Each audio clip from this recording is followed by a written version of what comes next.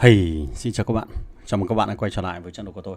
Và trong video clip ngày hôm nay thì chúng ta sẽ làm lại cái video clip về lộ trình nâng cấp các sĩ quan dành cho người mới. Thì cái video clip ở phiên bản 1.0 mà mình đã xây dựng thì cách đây vào tháng 12 năm 2025. Thì đến thời điểm hiện tại là nó đã xuất hiện thêm những cái sĩ quan tốt hơn so với cái phiên bản trước mà mình đã làm. Đồng thời là nó vừa xuất hiện cả sĩ quan dành cho các đơn vị mặt đất và sĩ quan dành cho các hải quân. Cho nên đây chính là cái động lực để mình làm tiếp cái version số 2 liên quan đến lộ trình nâng cấp các sĩ quan từ khởi đầu cho đến khi các bạn đã quen với trò chơi game và tự mình có thể quyết định được sĩ quan nào để nâng cấp tiếp theo. Đây chính là một trong số những hành trang để cho các bạn có một cách tiếp cận game nó tốt nhất, bằng cách là chúng ta không lựa chọn sai các sĩ quan ở trong quá trình mà mình hành trình xây dựng một cái tài khoản mạnh mẽ ở trong trò chơi game Warpath này, đứng trước một dàn sĩ quan đồ sộ như thế này, đúng không? Rồi, let's go nhá.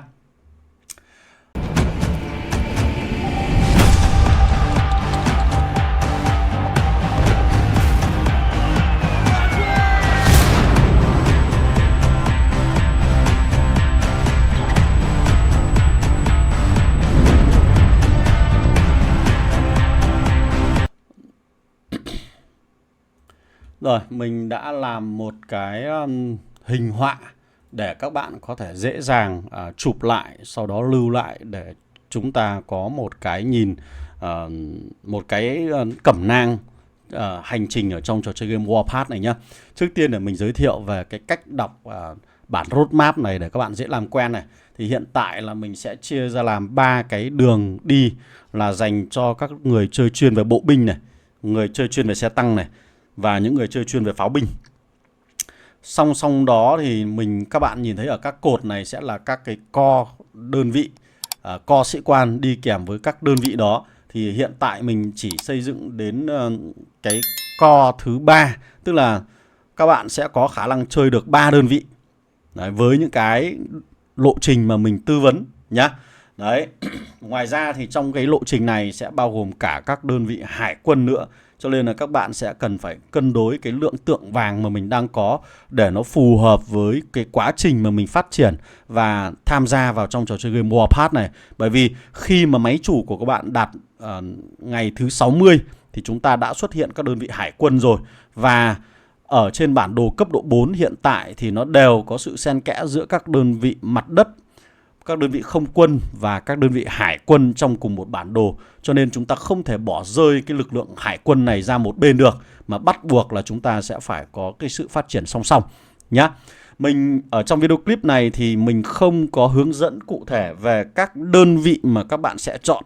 Ví dụ khi các bạn muốn chơi đơn vị về bộ binh thì chúng ta có 3 phe, phe của Sư đoàn Tiên phong, Liên minh Tự do hoặc là Đảng Trật tự. Thì mình không có khuyến nghị gì về bất cứ của loại đơn vị này. Hoặc các bạn chơi pháo cũng vậy, pháo của Sư đoàn Tiên phong hay là pháo của Liên minh Tự do hay là pháo của Đảng Trật tự, mình cũng không có recommend gì cả, mà chỉ tập trung vào việc lựa chọn các sĩ quan và tận dụng được khả năng kế thừa của các sĩ quan này. Ok.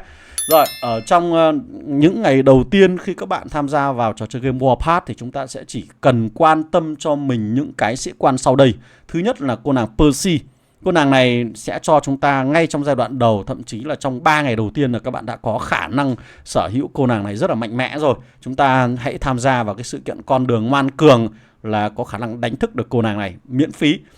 4 cái sĩ quan nằm ở cái góc dưới bên tay phải của bên tay trái của các bạn đang được đánh cái khung màu xanh. Đây là 4 cái sĩ quan miễn phí mà chúng ta sẽ nhận được thông qua các sự kiện hàng ngày hoặc là mua ở trong cửa hàng liên minh. Ví dụ như anh chàng cỗ máy tác chiến sẽ được mua ở trong cửa hàng liên minh, mỗi tuần chúng ta được mua 20 tượng. Còn 3 sĩ quan còn lại chúng ta sẽ làm nhiệm vụ hàng ngày, sẽ được các tượng vàng. Thì 4 cái sĩ quan này các bạn tập trung vào cái bộ kỹ năng phụ của cả 4 sĩ quan để sau này chúng ta dùng 4 kỹ năng đó học tập cho các sĩ quan khác các bạn nhé. Đừng học cái kỹ năng thức tỉnh vội, bởi vì cái đấy chúng ta sẽ để về sau. Rồi sau khi có cô nàng Percy thì các bạn sẽ có 2 lựa chọn, một là Lady Shadow, Dạo Anh, hoặc là Anh hùng nhân dân Antonia. Đối với sĩ quan anh hùng nhân dân này sẽ dành chuyên cho những người chơi về pháo binh. Chúng ta có khả năng sử dụng cô nàng này đến tận 180 ngày hoặc là 360 ngày trong trò chơi game này cơ. Rất lâu nữa mà chúng ta mới có thể thay thế được cô nàng này sang một cô nàng khác.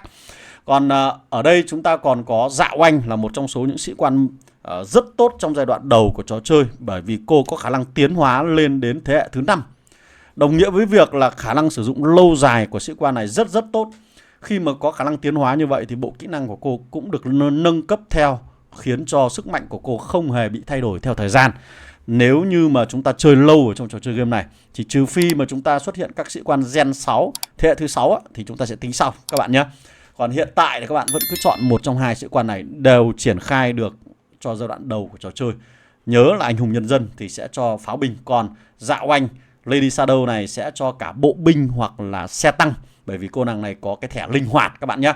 Rồi, xong sau đó thì đến vị tướng tiếp theo thì chúng ta mới bắt đầu có sự phân hóa. Hàng đầu tiên này sẽ là dành cho các đơn vị bộ binh, hàng thứ hai sẽ là dành cho các đơn vị xe tăng hoặc trực thăng, và hàng thứ ba sẽ dành cho các đơn vị pháo binh. Ở đây thì nếu như những anh em nào mà thích các đơn vị bộ binh thì mình sẽ recommend các bạn nâng cấp anh chàng lưỡi kiếm nổi loạn đầu tiên. Còn đối với những người chơi yêu thích xe tăng thì chúng ta sẽ chọn là mưa thép. Ở đây thì anh chàng cái cặp đôi này hoàn toàn có thể áp dụng cho cả xe tăng hạng nhẹ, xe tăng chiến đấu chủ lực, thậm chí là cả trực thăng đều được các bạn nhé. Đấy. Trong giai đoạn đầu này thì chúng ta cũng không quá quan tâm vào việc là lựa chọn binh chủng nào, mà thay vào đó chúng ta sẽ lựa chọn loại binh chủng thì sẽ hay hơn. Tức là bộ binh, xe tăng, trực thăng hoặc là pháo binh. Chứ chúng ta cũng đừng quá quan tâm về việc là phe nào, thì như thế nó sẽ dễ tiếp cận trò chơi hơn. Còn đối với pháo binh thì chúng ta sẽ có hai lựa chọn. Một là tấn công ở ngoài chiến trường và đốt cháy các căn cứ của kẻ địch, hoặc là chúng ta sẽ chơi theo tương hướng phòng thủ căn cứ, tức là chơi theo hệ rùa vàng ấy. Đó, thì nếu như mà chơi theo hệ rùa vàng thì mình sẽ recommend các bạn chơi anh chàng nắm đấm ông trích, bởi vì khả năng gây ra sát thương đa mục tiêu, khả năng đánh ở ngoài chiến trường cũng tốt. Đó, chỉ có mỗi tội là đốt căn cứ thì nó sẽ thua các cặp đôi khác thôi. Tuy nhiên trong giai đoạn đầu này chúng ta đánh vẫn là ok. Đó, và hầu hết là chúng ta sẽ đánh theo kiểu dạng quần chiến, tức là một mình không đi đánh đơn lẻ một người chơi khác, bởi vì trong giai đoạn này thì mình mới có một con pháo thôi, thì tội gì mình đánh như thế, đúng không? Mình sẽ hô hào anh em thành lập các tập đoàn quân của pháo binh, thì chúng ta sẽ có sự trợ giúp của những người chơi khác, thì lúc đó sẽ không thành vấn đề lắm. Đó. Thì còn anh chàng chú chim trong lồng vừa mới xuất hiện trong thời gian gần đây là một sĩ quan chuyên về công thành, rất tốt, đánh hỗ trợ đám đông cũng rất tốt nhá. Tuy nhiên là khả năng phòng thủ căn cứ thì nó sẽ đuối hơn một chút so với anh chàng nắm đấm ông trích. Cái này thì tùy thuộc vào sở thích của các bạn, vào phong cách chơi của các bạn thôi. Ok, sau khi mà chúng ta đã đánh thức được hàng sĩ quan đầu tiên tiếp theo này, thì các bạn đã có được một cặp đôi sĩ quan tốt dành cho đơn vị chủ lực của các bạn rồi. Và đến đây thì mình nghĩ các bạn đã bắt đầu trải nghiệm ở trên cấp độ 4 rồi. Đó, nhớ. Chứ nếu đối với những người chơi mà tiêu phí thì có thể là họ sẽ có hai sĩ quan thức tỉnh sớm hơn so với anh em free to play. Nhưng đối với những người chơi free to play thì khả năng là có hai sĩ quan thức tỉnh này sẽ phải mất cỡ 120 ngày hoặc thậm chí là 150 ngày. Tức là chúng ta sẽ xong cái bản đồ cấp độ 4 đầu tiên thì chúng ta mới bắt đầu có cơ hội đánh thức được sĩ quan thứ hai. Đấy là tùy thuộc vào tốc độ phát triển của các bạn thôi. Nhưng sau khi mà các bạn đã đánh thức được như thế này thì mình nghĩ rằng là các đơn vị lục quân, các đơn vị mặt đất của các bạn ấy chỉ có một đơn vị mạnh nhất để lôi ra chiến trường thôi, đúng không ạ? Thì kể cả đơn vị đấy lên hiện đại thì chúng ta vẫn dùng được mà. Rồi, tiếp theo chúng ta sẽ phải bắt đầu xây dựng hạm đội hải quân. Đó, mình nên phải tập trung vào cái này. Thế thì xây dựng hạm đội hải quân thì mình sẽ recommend các bạn hai cái sĩ quan mới xuất hiện trong thời gian gần đây. Đó chính là đứa con của thủy triều và cô nàng quái vật biển sâu.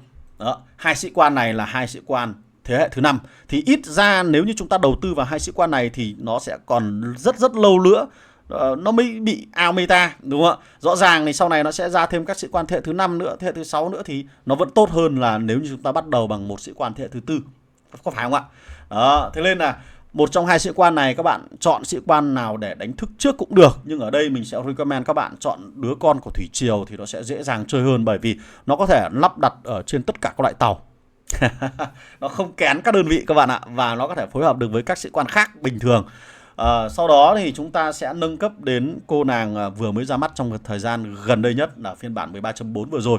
Đấy là quái vật biển sâu. Hai sĩ quan này sẽ bắt cặp với nhau, được lắp đặt trên một đơn vị tàu chiến khỏe nhất của các bạn.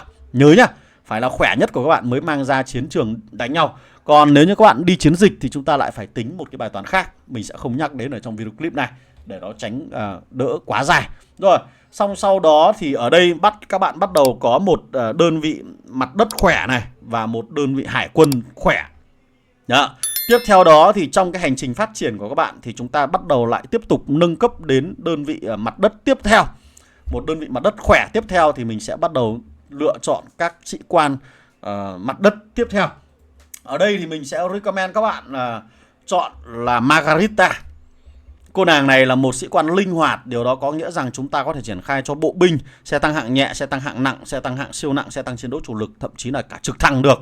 Và đối với những người chơi hệ pháo binh thì các bạn sẽ có thể lựa chọn là thiên thần thép hoặc là anh chàng chú chim trong lồng. Trong trường hợp mình đặt ở vị trí như thế này để các bạn dễ hình dung, nếu như trước đó các bạn đã chọn chú chim trong lồng thì sĩ quan tiếp theo sẽ là thiên thần thép.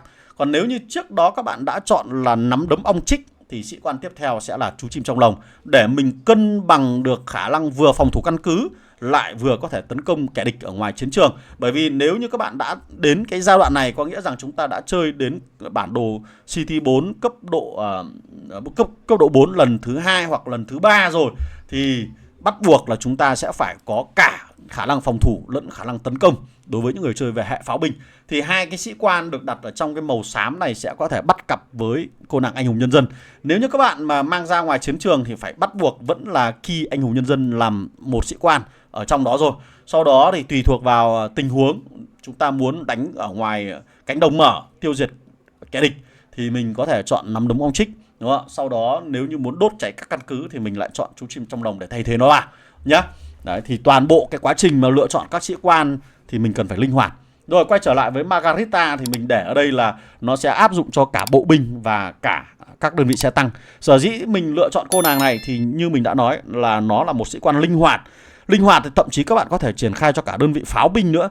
Thế thì như thế này nó sẽ có lợi cho các bạn trong quá trình mà mình xây dựng đội hình ở trong đấu trường. Thì để giúp cho các bạn không bị quá thua kém những người chơi khác ở trong đấu trường và giúp cho chúng ta có một thứ hạng cao hơn ở trong các tuần của đấu trường nó tốt hơn, thì việc mà có các thứ hạng cao thì chúng ta lại càng có nhiều điểm để có thể mua các vật phẩm, mua các món tài nguyên ở trong cái cửa hàng của đấu trường đó để tiếp tục phát triển tài khoản của mình. Ok. Rồi, đây là bắt đầu xây dựng co thứ hai của các đơn vị mặt đất này. Đấy. Thì đến sĩ quan tiếp theo để bắt cặp với những sĩ quan này thì chúng ta sẽ có như sau. Mình sẽ tư vấn cho các bạn. Đối với những người chơi về bộ binh thì mình sẽ chọn là gấu xám để có khả năng slow đơn vị địch, đuổi bắt nó dễ hơn. Đồng thời là các đơn vị bộ binh thì chúng ta cần phải rượt đuổi các đơn vị xe tăng. Thì mục tiêu là cào cấu xé các đơn vị xe tăng được sát thương bao nhiêu thì chúng ta tốt bấy nhiêu. Thì gấu xám là một trong số những sĩ quan mà chuyên về sát thương tay, chuyên về sát thương vật lý, tức là cào đến đâu là thấm đến đó thì chúng ta sẽ tốt hơn. Ok. Còn đối với những người chơi về xe tăng thì mình sẽ khuyến cáo các bạn chọn cô nàng nữ kiến trúc sư hoa hồng gai. Đây là một sĩ quan vừa mới xuất hiện gần đây thôi, trong phiên bản vừa rồi. Đấy, thì cô nàng này có khả năng giúp cho căn cứ của bạn phòng thủ rất tốt, đồng thời có khả năng đánh đồng với những cái bộ kỹ năng khá là ổn. Bởi vì là cô nàng là thế hệ thứ 5 mà, sĩ quan phòng thủ thế hệ thứ 5, đánh ở ngoài chiến trường cũng rất tốt, giúp cho đơn vị xe tăng của các bạn rất ok. Thế thì ở đây thì nó sẽ có hai cái cặp bài dành cho những người chơi xe tăng. Nếu như các bạn thích chuyên về xe tăng chiến đấu chủ lực, lúc này chúng ta sẽ có hai đơn vị xe tăng chiến đấu chủ lực. Còn nếu như các bạn thích chơi hỗn hợp, tức là mình một đơn vị là xe tăng hạng nhẹ và một đơn vị xe tăng chiến đấu chủ lực chẳng hạn, thì xe tăng hạng nhẹ của các bạn có thể lựa chọn là cô nàng dạo anh cộng với lại mưa thép, anh chàng Haymaker này. Sau đó là xe tăng chiến đấu chủ lực thì các bạn chọn là cái cặp đôi này. Đó. Hoặc nếu như các bạn mà chơi một trực thăng và một xe tăng chiến đấu chủ lực chẳng hạn, thì trực thăng này các bạn sẽ lắp đặt là dạo anh cộng với mưa thép, hoàn toàn hợp lý. Sau đó là xe tăng chiến đấu chủ lực sẽ là cái cặp này nhá. Đấy. Ok cả. Rồi, còn đối với những người chơi về pháo binh thì chúng ta lại có những lựa chọn là chuyên về phòng thủ. Đến thời điểm này thì rất nhiều người chơi chuyên về pháo binh thích các lối chơi phòng thủ căn cứ, là bởi vì mình muốn có sở hữu các chiến báo tốt khi mà đứng ở trong căn cứ và nhìn các đơn vị kẻ địch đến tấn công căn cứ của chúng ta mà. Đấy, thế nên là cái cặp đôi ở trong giai đoạn này sẽ được gợi ý là nắm đấm ong chích hoặc là thiên thần thép trong cả hai trường hợp luôn. Nếu như các bạn chọn chú chim trong lồng này, sau đó đến thiên thần thép thì nắm đấm ong chích là sĩ quan thứ tư của đơn vị pháo binh của các bạn. Còn nếu như các bạn đi theo hàng thứ hai thì vẫn là thiên thần thép, là một trong số những lựa chọn cực kỳ tuyệt vời và không ai có thể thay thế được cô trong vai trò là phòng thủ căn cứ cả các bạn ạ. Đấy nhá. Rồi đến đơn vị thứ ba thì mình vẫn khuyến nghị các bạn chọn các đơn vị về mặt đất để chúng ta có thể được hưởng lợi cho đấu trường nhá. Đấy, bởi vì đấu trường nó sẽ thay đổi theo tuần, và có tuần thì chuyên về pháo binh, có tuần thì hỗn hợp xe tăng, pháo binh, bộ binh, có những tuần thì chuyên về xe tăng, cho nên là bắt buộc mình sẽ phải đầu tư tiếp tục vào các đơn vị, các sĩ quan của các đơn vị mặt đất. Còn dĩ nhiên thì đến cái thời điểm co thứ ba này thì sẽ có những người đầu tư vào một hạm đội tàu chiến thứ hai, thì lúc đó chúng ta sẽ lại nâng cấp hai sĩ quan thứ hai của Hải quân. Nhưng mà lúc này thì mình cũng chưa khuyến nghị các bạn chọn sĩ quan thứ hai của Hải quân lắm, bởi vì theo cái lộ trình của nhà phát hành thì hiện tại là Hải quân nó đã xuất hiện sĩ quan thế hệ thứ 5 rồi, và hiện tại chỉ có hai cái sĩ quan thế hệ thứ 5 mà mình đã recommend ở trong cái lộ trình 2.0 này. Thì việc lựa chọn các sĩ quan Hải quân tiếp theo thì bắt buộc các bạn sẽ phải nâng cấp các sĩ quan của thế hệ thứ tư, mà như thế thì khi mà chúng ta vừa có đủ lượng tượng vàng để nâng cấp sĩ quan thế hệ thứ tư thì chúng ta lại bị thọt, bị out meta mất rồi. Lúc đó thì mình sẽ không khuyến nghị các bạn nữa, đúng không? Lúc đó chúng ta quay trở lại thì nó sẽ là quá muộn. Thế thay vào đó thì mình sẽ khuyến nghị các bạn chơi các đơn vị về mặt đất thì nó sẽ tốt hơn. Đó. Thế mặt đất thì sĩ quan đầu tiên của đơn vị thứ ba thì mình sẽ chỉ có như thế này thôi. Bởi vì hiện tại là đối với đơn vị bộ binh thì đến tầm thời điểm này các bạn có thể chơi một đơn vị bộ binh chuyên về phòng thủ, đó là chọn Thiên Sứ hoặc là Nguyễn Thu Sương. Nhưng mà hai cái sĩ quan là mình không recommend dành cho anh em lắm, bởi vì khả năng gây sát thương của nó không cao. Đấy. Cái thứ hai nữa là đơn vị kẻ địch thì nó cũng lại không ưu tiên đánh vào những cái sĩ quan, cái bộ binh mà có cặp đôi này, mà thay vào đó nó đánh vào sĩ quan khác, cặp đôi khác cơ. Thế nên là mình cũng không có nhiều cơ hội để gây ra sát thương cho kẻ địch lắm, nên là mình cũng không recommend những cái bài như vậy. Mà đôi khi nếu như các bạn chơi cặp đôi đó mà gửi vào trong các tập đoàn quân thì anh em, những cái nhà điều binh khiển tướng, họ lại dùng đơn vị bộ binh của bạn để tấn công căn cứ trước, phát động tấn công căn cứ trước, cho nên là chúng ta toàn bị âm kill là vì vậy. Nên là mình cũng không recommend ở trong tình huống này. Rồi, quay trở lại với các đơn vị xe tăng thì đến thời điểm này thì mình cũng không biết gợi ý cho các bạn sĩ quan nào khác. Thì có lẽ là chúng ta sẽ lựa chọn thêm một cái sĩ quan là ông chú Ivankov. Ông chú này sẽ giúp căn cứ của bạn cứng cáp hơn, sẽ giúp cho đơn vị xe tăng chiến đấu chủ lực của các bạn có khả năng sinh tồn cao hơn ở trên chiến trường. Bởi vì càng đánh lâu thì cái kỹ năng cộng dồn, kỹ năng tung đồng xu của anh chàng này đấy, nó sẽ giúp chúng ta cứng cáp hơn hoặc là gây ra nhiều sát thương hơn nhá. Đấy. Rồi, đối với pháo binh thì chúng ta còn có rất nhiều lựa chọn. Đấy, sau khi mà chúng ta đã hoàn thiện 6 cái sĩ quan ở trên này rồi thì chúng ta còn có 3 sĩ quan khác là các bạn cân nhắc nữa cơ, bởi vì nó có khá là đa dạng. Nếu như chúng ta nâng cấp thêm một đơn vị pháo binh để tấn công căn cứ, để đánh nhau ở ngoài chiến trường, thì còn có thể lựa chọn là Lạng Khách Tương Lai, Thiên Lý Nhãn, và để phòng thủ căn cứ thì có thể lựa chọn thêm anh Trạc Bạch Kim. Đấy, ngọn lửa Bạch Kim sẽ là một trong số những sĩ quan rất tốt, giúp cho chúng ta phòng thủ tốt ở trong căn cứ. Chuyên về rùa luôn các bạn nhỉ. Đấy. Đấy, thì đến đây thì các bạn lại phải lựa chọn. Nói chung là tùy thuộc vào nhu cầu và sở thích của các bạn thôi. Mình thì mình cũng recommend cả ba này nếu như có điều kiện. Dĩ nhiên thì chúng ta sẽ phải nâng cấp dần dần, và đến cái thời điểm này thì chúng ta sẽ phải cân đối ở cái sự điều chỉnh ở trong trò chơi game nữa cơ. Đó. Và cuối cùng thì sĩ quan cuối cùng có lẽ là chúng ta sẽ lại tiếp tục lựa chọn một sĩ quan linh hoạt. Linh hoạt. Ở đây thì có thể linh hoạt này có thể lắp đặt cho cả pháo binh, cho cả đơn vị bộ binh, cho cả xe tăng được. Đấy, cho nên chúng ta chơi đấu trường cũng rất tốt. Anh chàng đó là đại bàng Hoàng Kim Thần Ưng. Đấy, Hoàng Kim Thần Ưng này lắp đặt cho pháo, đặc biệt là pháo chống tăng của sư đoàn tiên phong rất tốt, bắn rất thấm. Lắp đặt cho xe tăng chiến đấu chủ lực ok, cho trực thăng ok, thậm chí là cho xe tăng hạng nhẹ cũng ok, thậm chí là lắp đặt cho cả đơn vị bộ binh đánh cũng rất tốt. Không còn gì bằng. Dĩ nhiên điểm trừ duy nhất của anh chàng này đó là anh chàng này thuộc thế hệ thứ 3. Nó khá là lâu rồi, so với thế hệ thứ 5 bây giờ thì nó bị chênh mất 2 cái thế hệ. Cho nên là bộ kỹ năng của anh chàng này so về chỉ số nó sẽ thua kém 1 đến 5% tùy từng loại kỹ năng. Tuy nhiên là nó vẫn còn có khả năng sử dụng, bởi vì anh chàng này vẫn có những kỹ năng mà để giúp cho các sĩ quan khác kế thừa được.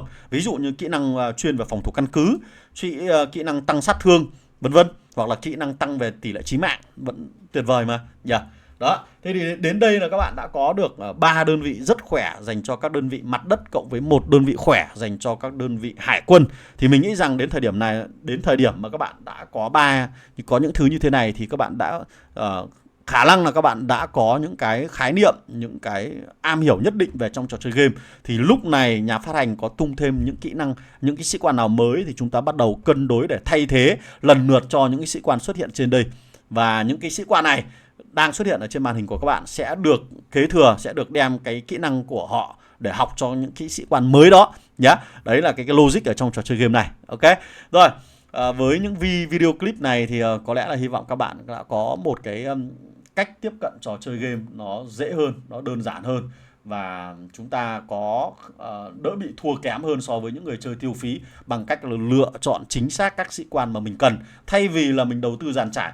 Và ở đây có một lưu ý cuối cùng, đó là trong giai đoạn đầu của trò chơi này thì bắt buộc các bạn sẽ phải tìm kiếm đủ 10 sĩ quan cho các đơn vị mặt đất và ít nhất là 2 sĩ quan dành cho các đơn vị hải quân.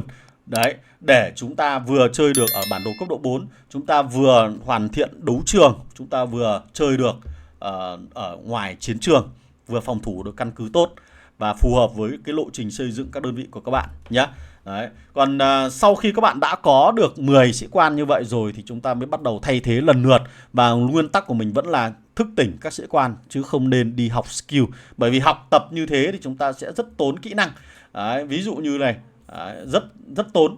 Đấy, mà thay vào đó thì sau này có những cái sĩ quan mới ra thì kỹ năng nó tốt hơn. Ví dụ như ở đây là 20%, nhưng sau này kỹ năng các sĩ quan khác nó ra cái nó lại thành 25%, nó thành 30%, thì dĩ nhiên cái việc học tập này nó vứt đi, nó không có ý nghĩa gì cả. Mà đem vào đấu trường với sĩ quan mà chưa được thức tỉnh thì nó cũng không đáng là bao nhiêu cả. Ok. Rồi, logic nó chỉ có đơn giản như vậy thôi. Còn cái quan trọng nhất là các bạn vẫn cần phải cân đối lượng tài nguyên và quá trình phát triển tài khoản của các bạn nữa cơ. Rồi, cái đấy thì chúng ta sẽ thích nghi dần dần ở trong trò chơi game và học tập dần dần vậy, trao đổi kinh nghiệm với những người chơi khác hoặc là xem video clip của mình nhiều hơn. Rồi, có lẽ là video clip của mình sẽ tạm dừng tại đây. Hẹn gặp lại các bạn ở trong các video clip tiếp theo về các cái hướng dẫn chơi trong trò chơi game Warpath. Đừng quên cho mình một like, share và subscribe channel của mình nhé. Bây giờ chào tạm biệt và hẹn gặp lại các bạn. Goodbye.